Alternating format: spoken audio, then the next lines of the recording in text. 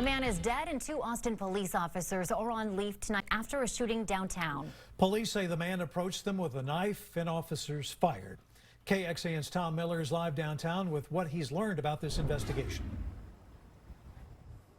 4 officers rode up the elevator to meet the man inside this 42-story condominium tower. 2 of them fired. They then attempted to keep the man alive, but he died at the hospital. The heart of downtown taped off and shut down. 2 police officers shooting and killing a man on the 5th floor of the Spring condominiums. It appears on the video he's initially holding what is a very large kitchen knife, a larger kitchen knife to his throat. The 911 caller reporting a neighbor banging on the emergency exit and possibly having a mental health crisis. Police riding up to meet him at the gym after seeing him there waving a knife. As he takes a step or 2 towards the officers, 2 of the officers fired their duty pistols and 1 officer fired a taser. Witnesses say earlier he'd been riding the elevator up and down, threatening to cut his throat. We knew the police had come and heard shots, about 5 or 6 shots. Yeah, definitely shaken. I mean, who wouldn't be? One security guard says he recognized the man, identified by police as a 36-year-old resident. He's just a quiet kind of guy, stay to himself, so I don't know why he did that. Police and the county district attorney are now investigating to determine if the officers followed proper protocol. And I do want to take a moment really to express our heartfelt condolences to the family of the deceased here today. Again, it was someone who apparently was in some level of mental crisis.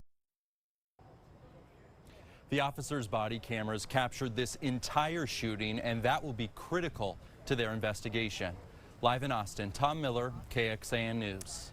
In late March, Austin police officers were involved with a shootout right on 7th Street and Interstate 35, right outside the police headquarters. In fact, it happened during South by Southwest. We reported how a minor crash led to a fist fight between the people in the cars. Shots were fired and police came running to control the crime scene. The body of a man from North Texas was found a day later, abandoned in a Maserati vehicle at the Miller development in East Austin.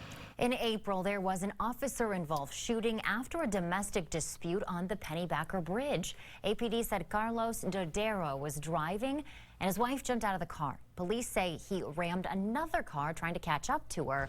Witnesses intervened and police say Dodero took off into the woods. Officers caught up to him and say he told them he had a gun and would shoot. Officers shot and killed him. Last year, Austin police released analysis of a decade's worth of officer-involved shootings. Notable findings included most officers informed by dispatch before arriving on scene of an armed suspect, 61%.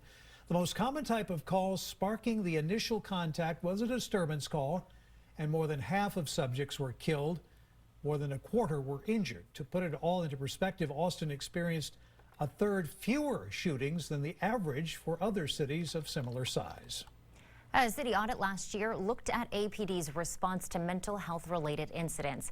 It found the department meets state requirements for crisis intervention training for all officers, but the department could stand to offer more regular refreshers. The audit also found specialized resources for mental health issues were not always available when needed.